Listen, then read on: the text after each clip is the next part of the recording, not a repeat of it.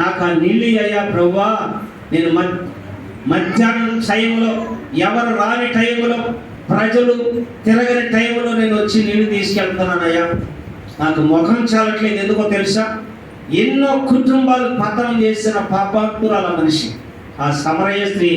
ఎంతోమంది పురుషులతో సాంగత్యాన్ని చేసి ఎన్నో కుటుంబాలు పతనం చేసినట్టు ఆమె మనుషుల్లో తిరగడానికి సిగ్గుపడి ఎవరు లేని టైంలో బావికి వచ్చి నీళ్ళు తీసుకెళ్తున్న సమయంలో యేసు ప్రభువు అక్కడికి వచ్చాడు.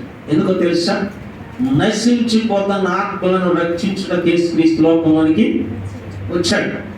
అలా నశించుట దేవునికి ఇష్టం లేదు. దావీదు కూడా అలాగనే నశించిపోవడం దేవునికి ఇష్టం లేదు. జక్కయ్య నశించిపోవడం దేవునికి ఇష్టం లేదు. ఈరోజు మనందరం కూడా ఈ స్థలంలో ఉన్న ప్రతి వాళ్ళు నశించిపోవడం ఆయనకి ఇష్టం లేకనే ఆయన బెత్లెహేములో యూదా ప్రదేశంలో మన కొరకు జన్మించాడు. ప్రభునందు ప్రియరా, మధ్యాహ్న కాల సమయంలో ఆ స్త్రీ అంటుందయ్యా, నేను మధ్యాహ్నం వేళ ఎవరు రాని టైంలో నేను ఇంత దూరం వచ్చి నీళ్ళు తీసుకెళ్లకుండా ఆ నీళ్లు నాకు ఏ అన్నప్పుడు దేవుడు అన్నాడు, దయచేసి నువ్వు చెప్పిన మాట వాస్తవం. నీకు 5 ఎంతమంది? 5 ఉన్నారంట. ఆ మనస్సులో ఆ పాపపు తలంపులు, ఆలోచనలు కలిగి ఉంది ఆ స్త్రీ.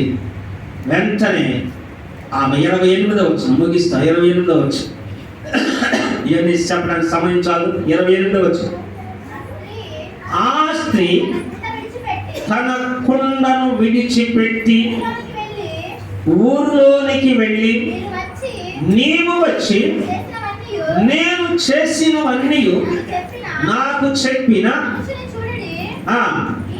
ఈయన క్రీస్తు కాడ అని ఆ ఊరి వారితో అనెను. వారు బయలుదేరి ఆయన యొద్దకు వచ్చుచుండిరి.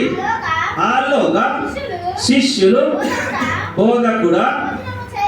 చాలు.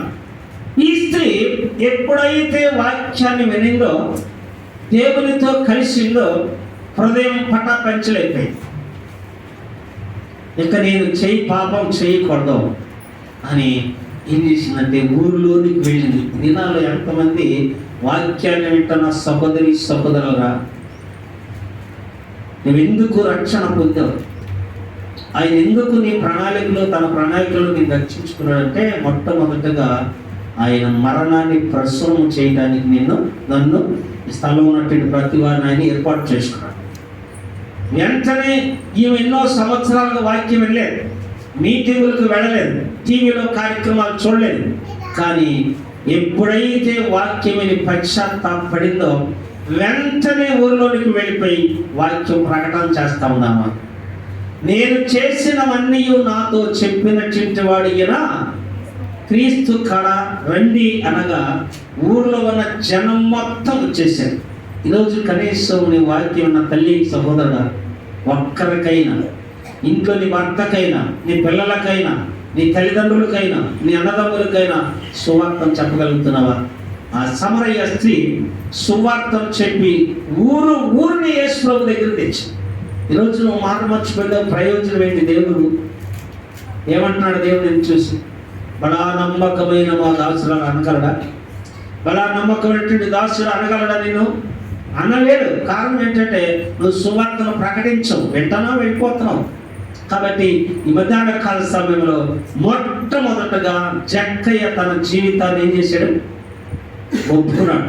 అయ్యా దేవా, నేను ఎవరి వద్దనైనను అన్యాయముగా దేనినైనా తీసుకొని ఎడల 4 గంటల మరలా చెల్లిస్తా.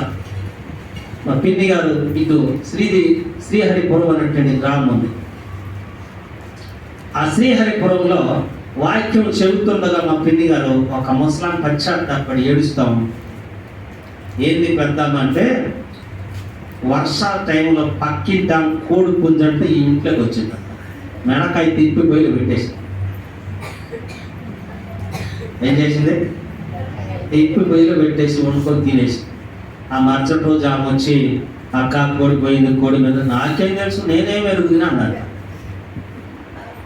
వాక్యం వినుచు ఉండగా కరెక్ట్గా ఎన్నో సంవత్సరాల క్రితం జరిగిన జ్ఞాపకం వచ్చి, ఆ రోజు ఆ కోడి పుంజుకి ఈ రోజు ఎంత రేటు ఉందో కట్టించి కాళ్ళ మీద పడి పశ్చాత్తాపడింది ఆ ముసలాం. అది మారుమర్చండి. నేను చర్చికి రావడం వెళ్ళిపోవడం బైబిల్ శంకలో పెట్టుకుంటే కాదు మారుమర్చు. కాబట్టి మధ్యాహ్న కాల సమయంలో ప్రభునందు రావు. ఎప్పుడైతే జక్కయ్య పశ్చాత్తాపడ్డాడో ఆ ఇంటికి ఏమొచ్చింది? రక్షణ వచ్చింది. దావీదు పశ్చాత్తాపడ్డాడు. ఇతను నా ఇష్టానుసారుడు అన్నాడు. దావీదు నా ఇష్టడు, నేను కోరుకున్నవాడు, నేను ఏర్పాటు చేసుకున్నట్టు వాడు అన్నాడు. క్షమించాడు దేవుడు.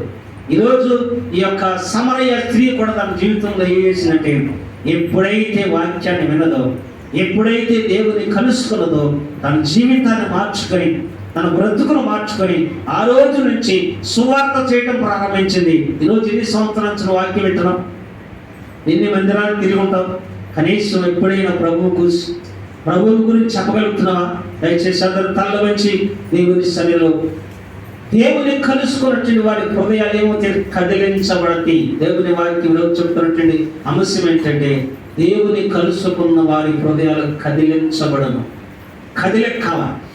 ఎప్పుడైతే కదులుతో నీలో ఉన్న పాపము, నీలో ఉన్న మోసం, నీలో ఉన్న అక్రమైన జీవితం బయటకు వచ్చేస్తే, కత్తి వేసినప్పుడు అతిక్రమం దాచిపెట్టు వాడు వర్గలను, వాటిని ఒప్పుకొని విడిచిపెట్టిన వాడు కనికరం పొందును. ప్రార్థన చేసుకున్నాం. అందరూ తల్ల వచ్చి దేవుని సన్నిధిలో ప్రార్థన.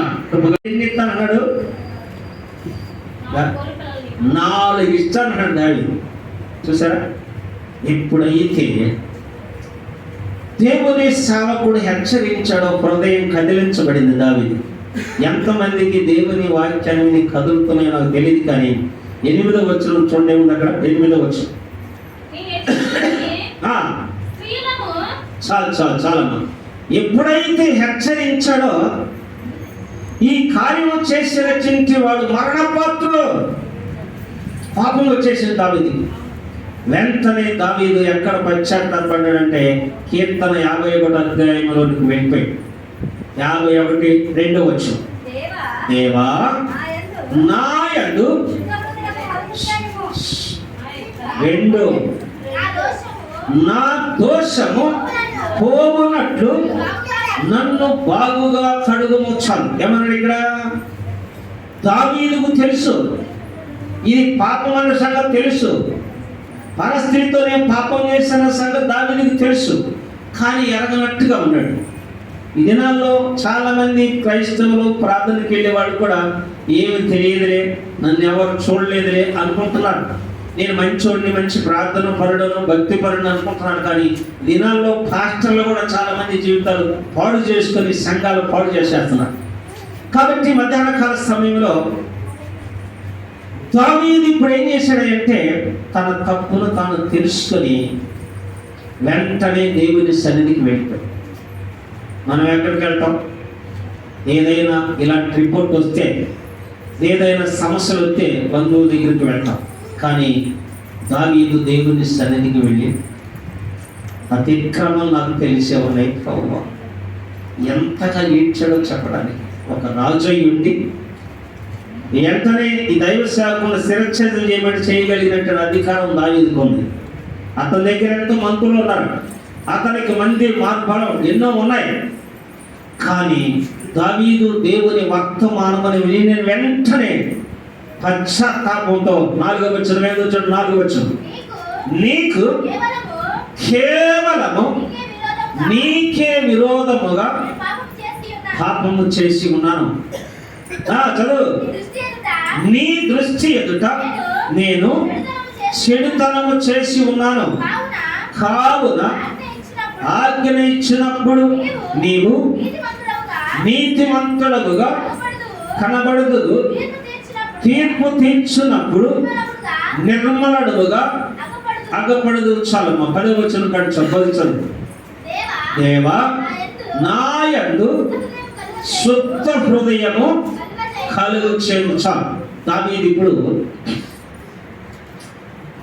దేవునికి ఇష్టానుసారుడుగా బ్రతికాడు. ఒకప్పుడు దేవునికి ఇష్టడుగా ఉన్నందువల్ల గొర్రెల కాసుకున్నటువంటి దావీదును తీసుకెళ్ళి ఇశ్రాయేలు పరిపాలన చేసి రాజుగా ఎన్నుకున్నాడు.